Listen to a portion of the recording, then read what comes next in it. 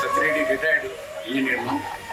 నాకు జయపాల్ రెడ్డి గారితో కానీ వారి కుటుంబంతో కానీ అభినవ సంబంధం ఉంది.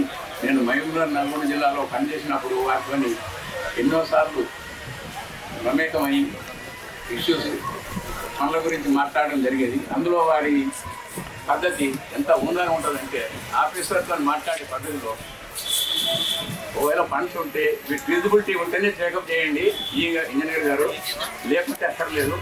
నాకు ఎన్నో అప్లికేషన్ వస్తూ ఉంటాయి, నేను మీకు పంపుతూ ఉంటాను, కానీ మీరు మీ డ్యూటీ మీరు సక్రమంగా చేయండి అని సలహా ఇచ్చిన వ్యక్తులలో వారే మొదటివారు. ఆ విధంగా రెండవది ఏంటంటే, వారికి ఒక చిన్న ఇన్సిడెంట్ చెప్తాను. చాలామంది ఇక్కడ యువకులు తెలియకపోవచ్చు. బ్రహ్మానంద రెడ్డి గారు సీఎం అందరూ ఎమ్మెల్యేలను ఢిల్లీకి పిలిపించారు. ఇందిరాగాంధీ గారు పిలిపించి ఒకసారి తెలంగాణ గొడవ జరుగుతున్నది, వాళ్ళ తెలంగాణ వ్యక్తికి ముఖ్యమంత్రి పదవి ఇవ్వాలి, బ్రహ్మానంద రెడ్డి గారు మీరు త్యాగం చేయాలి అని అంటే, అప్పుడు జయపాల్ రెడ్డి గారు అది ప్రైమ్ మినిస్టర్ పోస్ట్ కూడా సౌత్ ఇండియాకి త్యాగం చేస్తారా మేడం అని అడగడం జరిగింది. దాంట్లో ఆమె ఆగ్రహానికి గురైంది. తర్వాత టికెట్ ఇచ్చేటప్పుడు అతను ఇవ్వకూడదు అని అంటే చెన్నారెడ్డి గారు వారికి టికెట్ ఇవ్వకుంటే మహబూబ్నగర్ జిల్లా మొత్తం పోతుంది మేడం, మీరు నాకు వదిలేసేయండి, వారికి టికెట్ ఇవ్వాల్సిందే అని చెప్పి ఇప్పడం జరిగింది. అదొక చిన్న ఇన్సిడెంట్. రెండవది ఏంటంటే, నల్గొండలో నేను ఈగా ఉన్నప్పుడు అప్పుడు ఫుట్బాల్ వర్క్ నడుస్తూ ఉన్నది. టీడీపీ గవర్నమెంట్, సెంట్రల్లో బీజేపీ గవర్నమెంట్.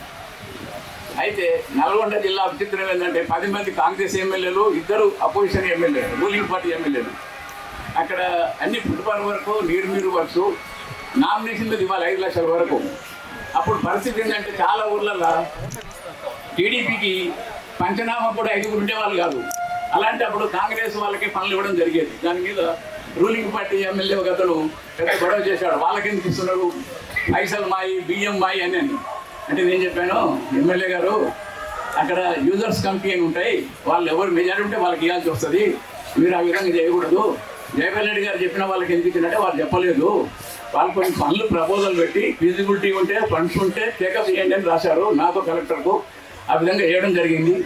మీరు కావాలంటే నా దగ్గర జవాబు ఇదే, ఉన్నతాధికారుల దగ్గరికి వెళ్ళి చెప్పుకోండి అని చెప్పాను. ఆయన సీఎం వరకు వెళ్ళాడు. అప్పుడు చంద్రబాబు నాయుడు గారు ఆయనని మందలించి వెనక పంపించిన సందర్భాలు ఉన్నాయి. అయితే జయపాల్ రెడ్డి గారి వ్యక్తిత్వం ఏంటంటే, ఆయన మచ్చలేని నాయకుడు. ఆయన లాంటి నాయకులు ఇవాళ దేశంలో చాలా అరుదు.